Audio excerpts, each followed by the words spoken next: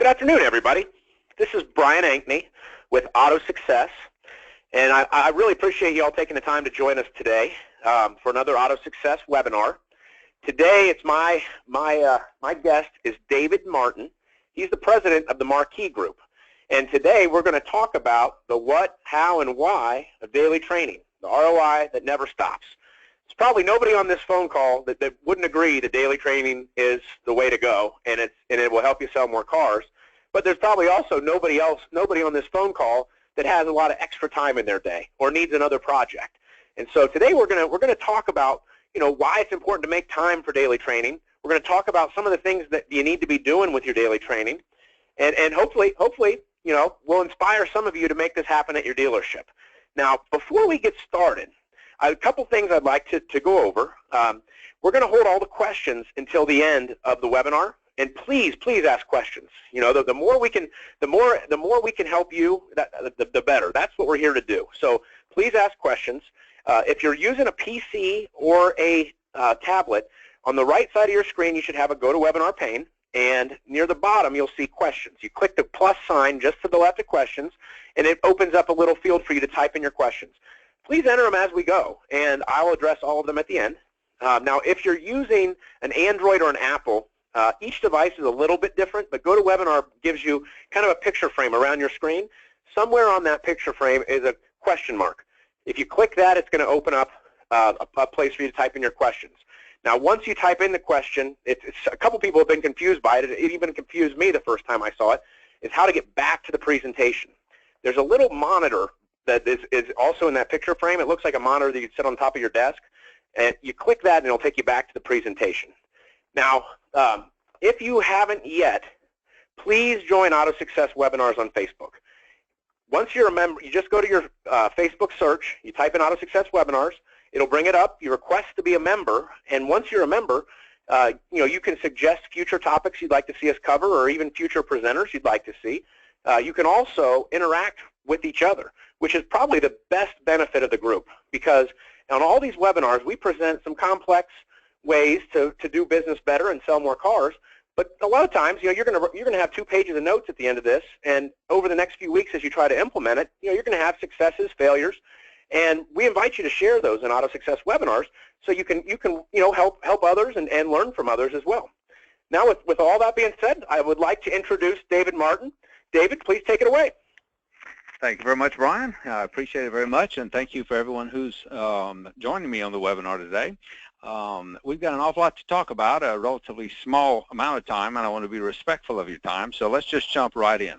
As you can see on the screen, it's the what, how, and why of daily training, and I can assure you from 40 years experience, it is the return on investment that never stops. Okay, here's what we're going to be discussing today. First is going to be the importance of daily training, and we're going to do that in terms of both sales, growth, CSI, and that all-important retention. Look, the fact of the matter is that whether you realize it or not, someone is training your salespeople each and every day. Every day.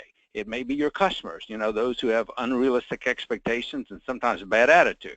Or it could be old 6-car Sammy. He's got lots of time on his hands. He's been with maybe 8 dealers in the last 10 years, and he does just enough to keep from getting fired, but not really enough to make you much money. Or it could be, and obviously should be, you. We're going to talk about the methods to accomplish training. I'm sure that most of you on the line have tried various methods, and some have been successful, some maybe not. And obviously each of those methods have had pros and cons. And we're also going to discuss giving salespeople the very best chance to succeed, and that's both initially and thereafter, because that's where the real ROI is. The first 90 days of a salesperson's career are absolutely critical. This is when their habits are formed, and that could be both good or bad. As an industry, we have got to stop losing good potential candidates simply because they flounder due to the lack of training, because then they quit when they aren't having fun or they aren't making any money. Now, the car business has undergone an awful lot of change in the last 5 to 10 years, and that makes adopting this, what I think, new and lucrative motto, it makes it so important for us. And our motto should be 100% of our customers will receive 100% of what we have to offer 100% of the time. We will leave no stone unturned. Folks, we have got to stamp out exceptions to this. This is where you earn customer flexibility, and this is where we all get the return visits that we need and desperately want. Now, I attribute much of the success that I've enjoyed during my career to some advice. I got it from my dad right after I finished college, and it kind of follows this 100-100 rule. He said that in sales, if you could do something that couldn't hurt you and could possibly help you, you should do it every time. I'm not sure I understood it back then, but I sure do now. If it can't hurt and it could help, it should always be done. All right, let's talk about the various training delivery methods and, of course, some pros and cons of each. First one is going to be sales meetings. The pros of a sales meeting is pretty simple. It involves dealership personnel, so there's no expense. It's live, and it's interactive. All that is good. The cons are that, unfortunately, not all managers are comfortable doing it, and not all the information that managers possess is current and up to date. Now, that's no slap on managers. I was a manager for many years. I don't know about you. I learned my management skills from my manager, who probably learned his from his manager, and so on. It's what we call tribal knowledge. It's where generation to generation we just hand down the knowledge and we learn from each other. That's good, but it's not always the most current and the most up-to-date. Another delivery method would be books or DVDs. The pros for those are it's permanent ownership. You can use them again and again, unless somebody walks off with them. And it unfortunately has some cons. And the cons are that it's static information. The information isn't going to change, and because of that, it can get outdated. Another is in-house or seminars. Usually those are done by third-party companies like mine. They have pros, no question about that. They're live, they're interactive, the information is relevant, and they tend to be entertaining. They also have some cons, though. They're far more costly than other methods. Kind of like if you have a one or two day seminar or in-house, kind of like taking a drink from a fire hose. I'm not saying it's not valuable, it probably is. I'm simply saying it's awfully difficult to retain that much information that's shoved at you that fast. With seminars, there's one additional con, and that's obviously that your personnel is away from the dealership, so you incur additional travel and per diem expenses. Another method is to train at the sales desk. Now, the pros, once again, are that it involves dealership personnel, so there's no expense. It is also live. And a really good one that we'll talk about later is that it's situational. The cons, well, it relies on the personality of the sales manager and his or her ability to motivate their salespeople. And then we have online training. Now, there's lots of pros, no question about that. It's available 24/7. In other words, whenever you're ready for the training, it's ready for you. It tends to be more entertaining. I know with our e-auto training, with our online program, we have over 300 role-play scenarios embedded in it, so it tends to be entertaining as well as educational. Online training is usually in bite-sized chunks, and that's good. It certainly costs less than in-house or seminars. The information usually stays a bit more relevant. I can't speak for other trainers. I know I'm in the production studio every month, either redoing existing content or creating new. And with online training, it's trackable and it has accountability features into it. So a lot of pros. Also has a con, though. That is that someone at the dealership still has to facilitate the training and stay on top of it in order to make sure that it's being done by the salespeople, at least until now. I'll tell you more about that in just a little bit. Let's start off talking about sales meetings. By the way, who normally calls for a sales meeting in a dealership? In my experience, has been the angriest manager. You know, by God, I'm not taking that anymore. Everybody get to the conference room. We're going to fix this right now. Now, sales meetings are an important part of almost every dealership that I know of, but unfortunately, few managers have actually been trained to hold good ones. I've had the pleasure and the honor of speaking at 11 NADA conventions, and I think one of my favorite, if not most favorite, and certainly the most well-received one I ever did, was on sales meetings that motivate and educate. I think it was so well received because most dealers and managers in the audience realized that nobody had trained them how to hold a good one, so they were just doing whatever the people before them had done. So let's real quickly talk about some keys for a really good sales meeting, and let's start with the fact that they really need to be on time. You got to start them on time. First of all, it's the courteous thing to do. Second, it's not fair to punish those who are on time. And by the way, if you think that it's not that big a deal for a salesperson to wander in, let's say 10 minutes late, I want you to consider this. The salespeople who always show up on time very often show up 5 or 10 minutes early so they can prepare for the meeting. So if you have somebody who wanders in 10 minutes late, you normally don't fully get the meeting going until then. So that 20-minute time period, if you have 12 people in your meeting, that's 240 unproductive minutes or 4 hours of non-productivity just because you allowed somebody to wander in 10 minutes late. So it can be a big deal. I've got a dealer client of mine who decided to put an end to it. He put a lock on his conference room door. At 8:30 in the morning when his meetings start, he locks the door. If somebody's not in it, there are consequences to pay. In his case, the salespeople are not allowed to take part in any bonuses or spiffs for the entire month. Trust me, he took care of that little problem the first time he did it. Second thing is they need to be pre-planned. If you organize them and if you're on point with your message, then salespeople don't lose their focus and then you don't lose their attention. They need to be informative.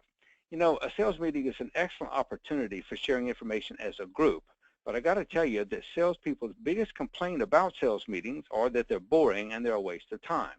Well, that does not happen if you make sure they're informative. They need to be brief. Now, this is just my opinion, but I think the ideal time frame is no more than 30 minutes.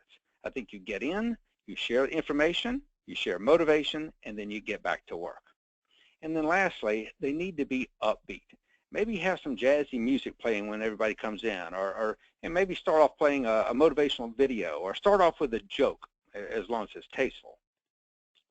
I personally have never understood managers who berate their salespeople and then they tell them they're doing everything wrong and that they couldn't close the door. Then they close the meeting saying, now let's get out there and sell some cars. Folks, you need excited, informed, motivated salespeople to sell cars and hold growth.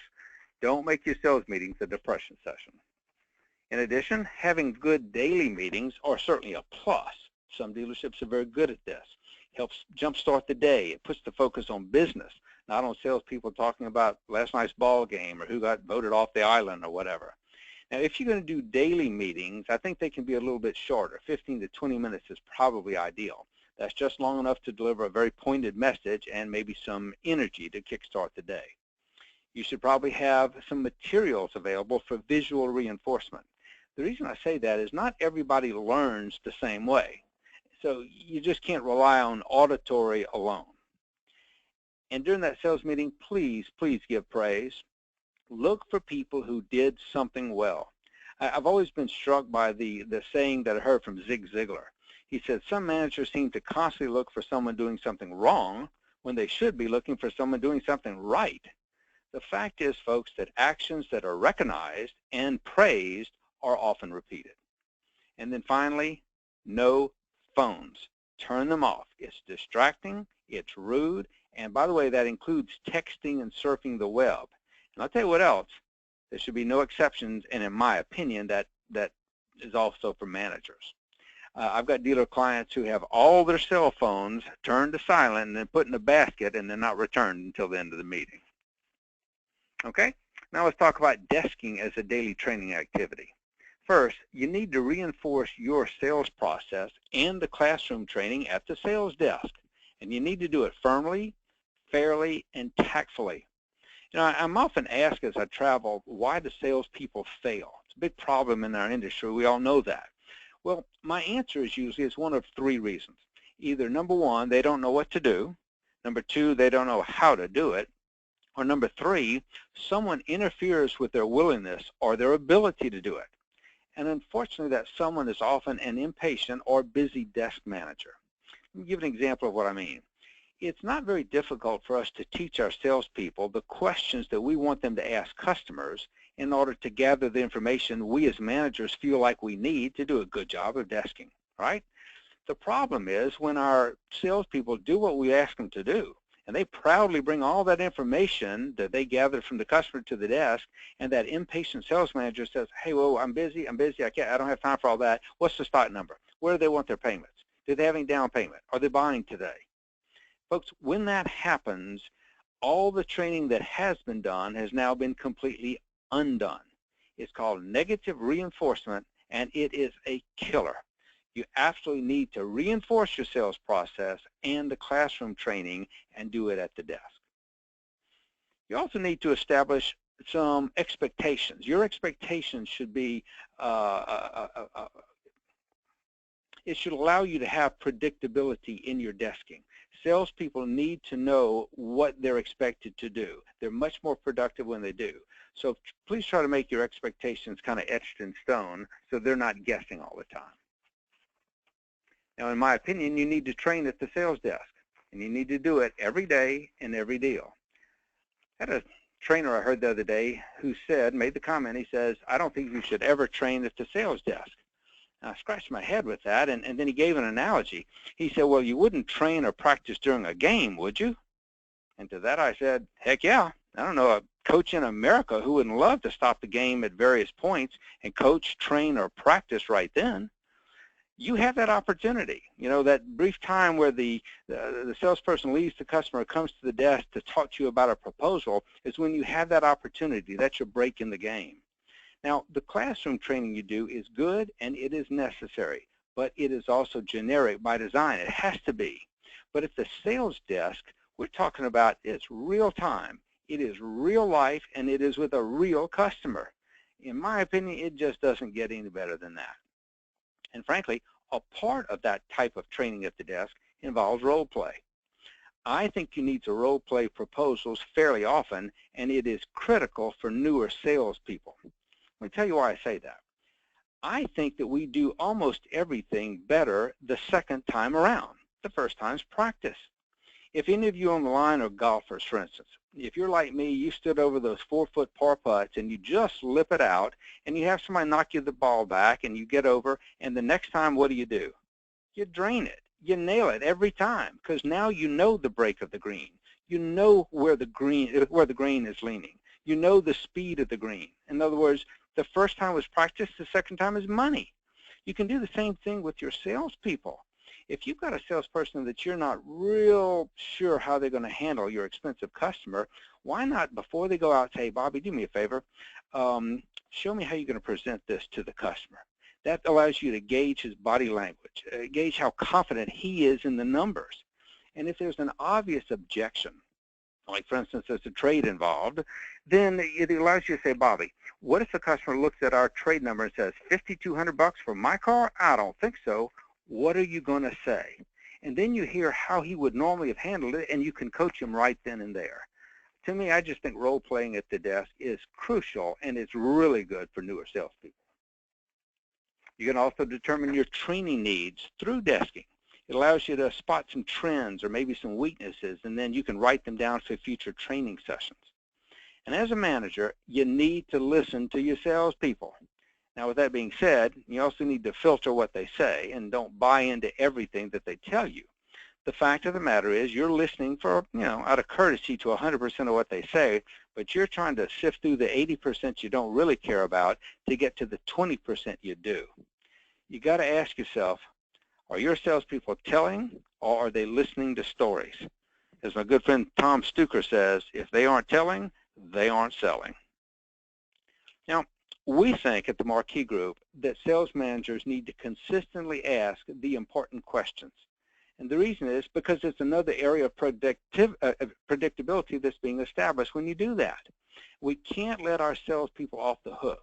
You got to hold them accountable to ask the questions you want them to ask. It's in their best interest. It's certainly in yours, and believe it or not, it's even in the customer's. And the answers help you determine your deal strategy. Look, the fact is that good information eliminates surprises later on. In sales, language is probably our most powerful tool. So what your salespeople say and what they don't say could be the difference between a sale or a lost opportunity. And by the way, effective sales language isn't about the gift of gab or using words to manipulate buyers. It's about helping them to make good decisions. So here at the Mar-Kee Group, we recommend that you choose 10, 11, maybe 12 valuable questions. You choose them. Train your salespeople to ask them with each customer, and once again, hold them accountable. Okay? Here's a sample of the kind of questions I'm referring to. Who's the vehicle for? Did they drive this vehicle? Why in the market right now? In other words, is there any urgency? What brought them into our store? In other words, why us? Why today? Folks, that could actually be important. What equipment do they absolutely have to have? You know, that sounds like a question most salespeople ask, which is, what equipment would they like? But there's a fundamental difference between what somebody might like and what they have to have. See, every customer has needs and desires in a vehicle, but their needs absolutely must be satisfied. Desires can be satisfied if there's enough money left in the budget. That's why we have to find out what they have to have. How about this one? Why are they replacing their vehicle at this time? Another one is, does anyone else need to hear this information? That's a really good non-confrontational way to ask about buyers and decision makers. Another one is to ask, are there other vehicles being considered by the customer? In other words, do we have competition for the deal? Here's one. Is there any other equipment the customer would like to factor into the proposal? If you find out now, there's no surprises later that cost you gross profit. And then when the figures are agreeable, they are ready to complete the paperwork, correct? Let's test for the customer's true intentions. Now, obviously, this is not anywhere near an exhaustive list. It's just some good questions for your consideration. Now, there are also some risky desk questions that I think we need to avoid, because the way you ask the questions to your salesperson is the way your salesperson will probably ask your customers. So, for instance, I wouldn't be asking my salespeople, are they buying today? It's too much pressure on the customers. The real question is this the right car? If it is, and you do your job, the today part's going to take care of itself. Another one I'd avoid is, where do they want their payments? Look, it's just too easy for customers to give your salesperson a single, often unrealistic answer, and now their ego's involved. I think there are better ways to ask that if you feel like that's an appropriate thing to ask. I'll give an example. I would say, Mr. Customer, let me ask you a question. Just in terms of a broad range, where would you like your monthly investment to fall? From what to what? You see, by saying a broad range and then ending it with from what to what, you literally force the customer to give you two numbers, not one. And if they give you two, then obviously they're giving you a range. And if they give you a range, they're exhibiting flexibility. Another one I'd avoid is, how much do they want to put down? Look, that's just too direct, and it's too easy for the customer to say nothing, not much, as little as possible, none of which are good for the cause. And I would also avoid, what do they want for their trade? Look, I know sometimes managers ask that because you want to know if you have a starting point, but the fact is what a customer wants for the trade is irrelevant, at least to you. What they want has absolutely no bearing on what you can afford to put in that car as a good business decision. So asking what they want gets their ego involved. It just doesn't make any sense to me. All right, now let's talk about maximizing gross. That's always a great subject that managers and dealers always want to talk about. Quite frankly, this could be a 2-hour webinar by itself. Here are a quick dozen ways to maximize gross through training. First is with desking predictability. And look, it's always going to be best if you have no shortcuts. You need to be predictable, as I said before. Salespeople need to know exactly what to expect so that they operate with confidence and with professionalism. You need to remind salespeople of their purpose, and their purpose, quite frankly, is to make customers happy and then to make use of money as well as them. And sometimes, I don't know about your salespeople, but mine would occasionally be going, no, we need to cut the price, cut the price. Look, profit is not a dirty word. It's the cornerstone of capitalism in our economy. We need to make sure our salespeople realize that. We never, ever, ever need to apologize for making profit. And we need to remind salespeople of this reality, and that is that all concessions are actually cash if it affects the gross in any way. You know, when a salesperson does fret about price, and I've heard them say it, you know, because I'm in dealerships all the time training, I've heard many of them come up and say, boss, listen, we've got to lower the price. I'm losing my customer.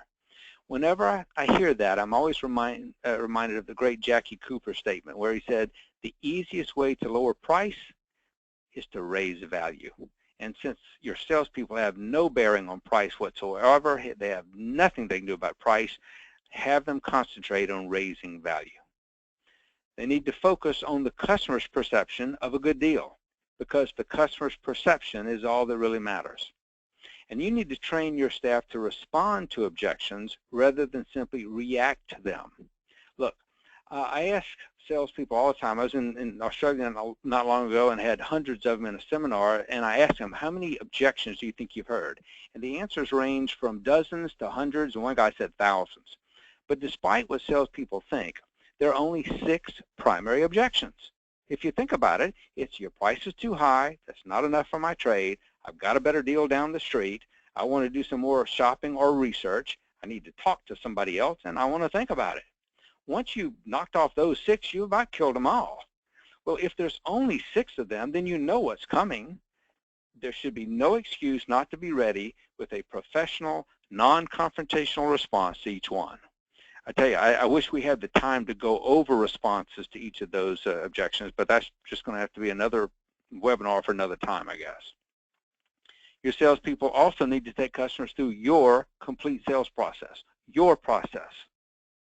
Different dealerships can be successful with different processes, but you need to make sure they go through yours. And that includes, in my opinion, things like trade walk or service value walk, etc. Look, shortcuts are always going to produce short paychecks. And by the way, with the trade walk, I get into conversations with dealers and managers and salespeople all the time about this because they ask me my opinion. I'll give it to you. A trade walk, to me, when properly done, is probably the most effective non-confrontational negotiations there is. I mean, those 4 or 5 minutes will alter the average customer's perception of trade value $400 to $600.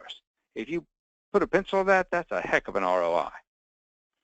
And you salespeople have got to share the summary of the vehicle's special features prior to giving their proposal. And the reason I say that is customers need to be reminded of what they get before being asked to pay for it, especially at this critical time in the process. You also need to utilize what we call the theory of contrast. It's very simple. It's contrasting different scenarios to make the one you want the customer to choose seem more desirable. It could be with price or payments or incentives or down payment. It doesn't matter. This is the reason why we do things like, the MSRP was, but your special pricing is. Everybody does that. Everybody knows the benefit. But I'll tell you a place you could really use this that a lot of people don't think about, and that's with your used cars. If your salespeople could learn the original MSRP of the used cars they're selling and share it with the customers, some really good things can happen. I'll give you a quick example. Let's say you had a young couple that has a growing family and they're looking to get more room, so they're looking at SUV, but they're looking at a pre-owned one on your lot. Let's say you have a 2-year-old, I don't know, a Tahoe, let's say, originally sold for 50 grand, you're trying to get 35, 37, whatever you're trying to get for it. If the salesperson says, Mr. Customer, I don't know if you realize this, but this beautiful Tahoe originally sold for over $50,000, and what you got for it was unreal. You got this and that and this and that. So now I'm sure you can see with 8 months and 9,000 miles of factory warranty left, and in the incredible condition it is, it's a tremendous value at only $37,500. You see, now we've given them a contrast and a justification to buy. We also need to remind customers of the manufacturer's incentives, rebates, 0% for 60 months, whatever they happen to be. We can't assume the customer knows this. I know they do a lot of research, but we can't assume that. And by the way, this might be old hat to your salespeople, but it could be brand new to the customer, and we have to do whatever we can to provide justification for them to say yes. And we need to use techniques to help justify their decisions. At the Mar-Kee Group, we think every salesperson should be armed with a laminated document that it should be titled, Why It Makes Good Business Sense to Do Business at, and then the name of your dealership. And the way you do that is real simple. As a group, you just sit down and brainstorm. You say, okay, why would somebody want to do business with us? And you start writing it down. We're family owned. We've been in the same location for 30 years. We have great community involvement. We have long employee tenure. Our service department's awesome. We have certified master techs. We have early bird night drop-off, late night drop-off, shuttle cars, loaner cars, free cars. It doesn't matter what it is. Whatever applies. But I strongly suggest you put that in the hands of your salespeople so they can help customers justify their decisions. And we need to stay away from premature money questions out on the lot. You've simply got to know what to say in response when the customer says, well, what's your best price? Or what are your interest rates? Or what kind of payments would I get on this? Or, okay, how much is my car worth? Now, you may say to yourself, well, my people know how to do that. They're pros, maybe. But I'm in dealerships all the time, and I got to tell you, I'd venture to say that less than 20% of salespeople actually have good non-evasive responses to these things, and it's killing their credibility. They also need to know what to say in order to maximize down payment. Look, we all know it's best for everyone involved, especially the customer, but unfortunately too many salespeople take the path of least resistance. They just ask simple questions like, well, how much do you want to put down? Or my favorite is, do you want to put any money down? What would you expect a customer to say? Heavens, yes, I've been hoping somebody would deplete my savings all day. Now, what we've got to do right here, we have to stamp out taking the path of least resistance here. It's just too important. And at the Mar-Kee Group, we recommend a 3-step negotiating technique. It's a process we've used for many years that's been highly successful. And it's based on a premise of you should always use your numbers, not theirs, not the customer's, because odds are you won't like theirs very much. The 3 steps are, number 1, to reinforce credibility of your numbers, of your proposal. Number 2 is to get the very best possible counteroffer you can before going back to the sales desk for that second time. And number 3 is to get an offer and cast doubt. Now, we don't have time in this short webinar for me to go over this with you, but what I'm going to do is, as a value add, as a courtesy, as a thank you for being on here with me, I'm going to send all the participants our 3-step negotiating technique along with scripts so that you can use it to train your salespeople if you like this as much as we do. We'll probably get that to you in the next 48 hours or so. And then finally, we need to control your additional reconditioning expense on your pre-owned cars. How many times has your gross been zapped on a pre-owned car because your salesperson simply didn't know how to respond to a customer's question, kind of like, hey, do you think they'll put 2 new tires on it, fix that ding and spray the bumper for me? Unprepared salespeople typically answer in one of 3 ways, either probably, no, or I'll ask. Now, if it's probably, you're now toast, because to a customer, probably means yes. If it's no, now the customer thinks you're inflexible and impossible to work with. The best you usually get from an unprepared salesperson is, well, I don't know, I'll ask. There is definitely a better answer. Here's a script for controlling reconditioning. Gee, unfortunately, our dealership has a different pricing philosophy than most. All of our pre-owned vehicles have been priced according to their exact mileage and condition. So if those things were done, it would undoubtedly cost more. But if it's important to you, I'd be happy to get you an estimate of cost. What exactly would you like for me to check on? Now, how would that change the dynamics? You see, now we've made the customer responsible for those items, and they can make their own decision as to how important those items really are. I mean, if you're paying for them, of course they want them done. But the objective here is to learn to say no diplomatically, to minimize the additional price concessions we always seem to get into, and to avoid absorbing more reconditioning expense. And besides, I think you'd agree with this. Post-sale reconditioning often doesn't work out to everyone's satisfaction. Okay, that brings us to online training. Why use online training? Well, first, it's available 24/7. The training is absolutely ready whenever you are. That's a good thing.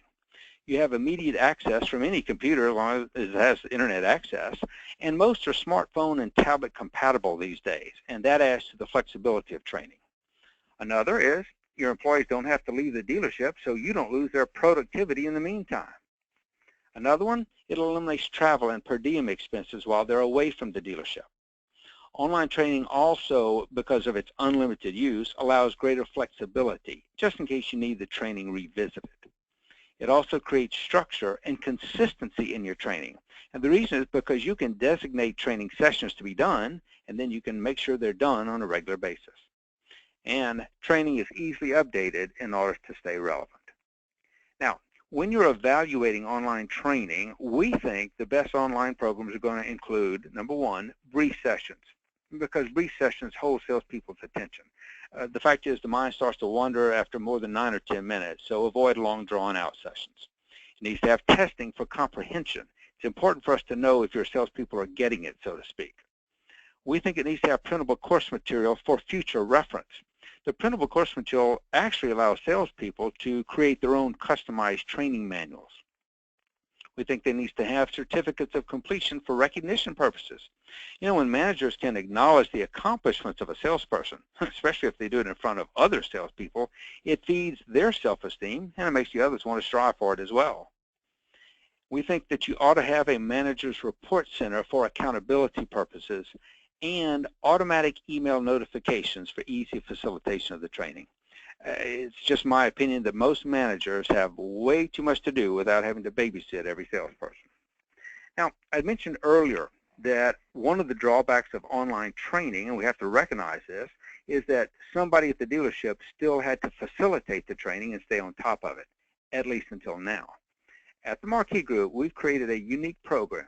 We call it Mar-Kee's 90-Day Salesperson Boot Camp. It's where every single day, Monday through Friday for 90 days, we email a notice just like this one directly to the salesperson. All they have to do is click right here, and then they start training. Every morning the bell rings, school starts. So instead of them wasting a bunch of time with non-business stuff right off the bat, they jumpstart the day with a powerful 6 to maybe 9-minute training video, and then followed by a brief quiz. We monitor the program. We think that's very important. As I said, managers have enough to do. But we monitor to make sure that they're completing the assignments, and then we keep you informed with a weekly progress report. It's pretty inexpensive. I had a dealer tell me day before yesterday, I guess it was, that it seems so inexpensive it's almost free. I don't know about that, but we do all the work. I've been doing this for a long time, folks, and in my opinion, it is the absolute best way to launch a new career or to save a struggling one before you throw in the towel. All right, that's my only sales pitch. However, if you'd like to have more information, or if you'd like to hear about the special pricing we have for webinar participants, just give us a call, send us an email to the address that you'll see on the very last slide. So, in conclusion, what high-impact areas will you focus on as an individual manager or dealer? Is it going to be giving 100% of your customers 100% of what you have 100% of the time? Is it going to be selecting the correct training method for your dealership and your staff? Is it going to be implementing a new hire training plan that launches that new career so you can give them the best chance to succeed and also helps you stop that revolving door of recruiting and hiring? Will it be training at the sales desk so you can train every day, every deal with real situations, real customers, and in real time? Will it be powerful sales meetings to motivate and educate your salespeople? Or will it be effective online training so you can take advantage of training that we think is relevant and is ready whenever you are? I really and truly hope that each of you will give these things some really careful thought, because in my opinion, I know I've said that a lot, but that's all I can offer you, it can make the difference between a daily struggle and daily successes. Now, if you'd like to get copies of any of the word tracks, the objection handling techniques we talked about, or any of the scripts, all you have to do is contact me here at 888-300-4629, or you can send me an email at davidm@markeegroup.com. Appreciate everybody joining me today. I'm going to just be open to any questions. Ryan? Great. Thank you, David. That was very informative. This is Brian with Auto Success again. At this point, I'd like to invite everybody to ask any questions that you have. Just type them into the question pane. We've got a few of them already. David, should we coach on every deal? I can't honestly say every deal, and I know in the presentation I said every deal every day, but let's be realistic. There's exceptions to everything.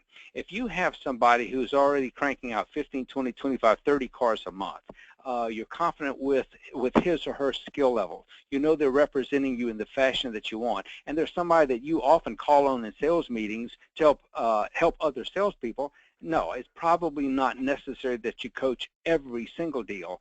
But I would say as a general rule, you should at least ask the right questions and make sure that your salespeople, that their body language and their confidence level is as high as it can possibly get before they go off to present your numbers to that very, very expensive customer. Okay. David, can you share your response to "I need to think about it"? Yeah. There's actually about 4 or 5 ways that somebody can respond to that. An easy one would be simply, you say, Mr. Customer, I can certainly appreciate you saying that. Notice you soften the objection first. As a consumer of goods, I've often said much the same thing. What it's usually meant to me is one of 2 things. Either A, I didn't want to hurt the salesperson's feelings, or B, there was still a problem that hadn't been addressed. Which one is it for you? You see, the reason why that's effective sometimes is when you say, I'm a consumer of goods, and I've often made the exact same comment, you're basically saying is, I understand, I get you, we're the same. And people are drawn to people who are like that. Then when you say, you know, which one is it for you, you'd be amazed how many times people say, well, to tell you the truth, and then they'll just vomit all over you. My favorite one, however, and anybody who's ever heard me speak at a convention or 20 group or has used our training knows it's the 1 to 10 response. I created it back, believe it or not, back in 1993, so I've been using it for an awful lot of years. And it goes simply like this. The customer says, I want to think about it. And you say, well, I can appreciate that. It's an important decision. But before you leave, may I ask you a quick question? On a scale of, I don't know, let's say 1 to 10, with 10 meaning you're about to drive this car home today, and 1 meaning you wouldn't take it even if it were free. Where do you stand right now? Now, regardless of what answer the customer gives you, you say, great, what would it take to get you to a 10? And the reason, Brian, that has been so successful over the years is really twofold. The first one is when you say on a scale of 1 to 10, where do you stand, their answer gives you a real clear indication of their actual interest level. Big difference between somebody saying I'm a 9 or I'm a 4. But the second thing is the real key. We all would love to say to our customers, how do I sell you? But if you say that, they'll say, you can't, get out of my face, especially if they just got through telling you I want to go home and think about it. But amazingly, when you say, what would it take to get you to a 10, because they've never heard that, they all of a sudden, their entire thoughts are redirected, and it's amazing what they come up with. Now, I would say probably 3 out of 4 times what would get them to a 10 is very simple. It's money. They want you to slash your price more, put more in their car, lower the down payment, lower the payments. It's money. But I tell you, about 1 out of 4 times, you will not even believe some of the things that people are going to tell you. But it doesn't matter, because if that's what it would take to get them to a 10, which represents buying the vehicle, you at least have now uncovered the true objection, and you at least have an opportunity to maybe handle it. Does that make sense? Yeah, absolutely. How long should new hires train before they hit the floor? Ooh, that's also a good one. The ideal time to me is 2 weeks, but I know a lot of dealers can't afford that. So I'll just go with a standard 1 week. A lot of dealerships, literally, they do a little process training. They show them how to fill out some forms. They get them to, kind of hang around with another salesperson and ask them questions. If there is any training, it's usually for a day or 2, and then the dealership feels like, well, I need to get them out. So it's not a big deal. I know they're not going to be selling superstars, but I'll throw them out there and see how they do. To me, that is really, really the wrong approach, because when you throw a salesperson out when they're not ready, and some of you managers in the audience may be thinking, well, that's what happened to me, and look where I am now. You may be right. That's what happened to me, quite frankly, but we're the exceptions. Okay, the rule is when you throw somebody out and they're not prepared, they're scared to death, they don't like it, when they fumble around and don't know how to answer a customer, when they lose the sale and somebody else is thinking, oh, I wish I would have caught that, I could have closed that guy, now you're feeling bad, etc. And this is somebody that the dealership spent a lot of money bringing into that store. So to turn somebody loose who's not ready at all just doesn't make any sense. So I would go with at least 1 week of training before you turn them loose. All right. Actually, before the next question, I've got a compliment here. It says, hi, David, Will James, World Hyundai, Rock Chevy, and World Kia. We've been sold and utilizing your training, including the DVD library we purchased from you. I and our organization are consistently having outstanding measurable results. Outstanding webinar as well. That was from Will James. Well, that's very kind. Thank you very much, Will. I appreciate that. All right. We've got another question here. Should we allow salespeople to coach each other? Sometimes, yes, but as a manager, please try to be selective. I know this will be nothing but common sense, but common sense will tell you. I laughingly referred to 6-car Sammy, and I know my friend Dave Anderson refers to 5-car Freddie, but we know what we're talking about. A lot of dealerships have somebody who doesn't do a lot of volume. They bounce from dealership to dealership. They're nice people. I'm not saying that there's anything wrong with it, but I'm not sure that's the individual you want coaching somebody. You want to choose your coaches, your mentors wisely, because if you choose the right one, they can do a tremendous job. But if you do that, and I'm not trying to spend dealerships' money, but I would also strongly suggest that you incentivize the the coaching salesperson in some fashion, because if you do that, they're more likely to want to do it, number one, and to give it their best efforts. Okay. Well, it looks like that's our last question. If anybody has any more questions, type them in. Please type them in right now. Couple things I'd like to share with you before we go. Again, if you haven't joined Auto Success webinars, please do. If you would like to share this presentation with someone else at the dealership, you will get an email from me. You'll get one tomorrow thanking you for coming. You can reply to that, or you can send me an email at brian@autosuccessonline.com. Or you can send one directly to David. You can see his email address up on the screen right now. David, is there anything else that you would like to share with our listeners before we let them go? No, I just appreciate everybody's time, because I know it's difficult in the dealership environment. And I'll just remind everybody, within the next 48 hours, you should be receiving an email. I don't know who it'll come from within my organization, but it'll be from somebody at markeegroup.com, and it's going to have the 3-step negotiating process we talked about. It'll have the scripts, etc. So please be on the lookout for it. Fantastic. Well, hey, everybody, thanks for coming. I hope you learned some valuable information, and I hope you come back and join us again in the future. This is Brian Ankney. Have a great day. Oh, wait, we got one more. David, is this webinar recorded and available? Well, actually, yes, it is, Will. So yeah, I will send it to. I'll have David send it to you. So thank you, everybody. Have a great day. Thank you much.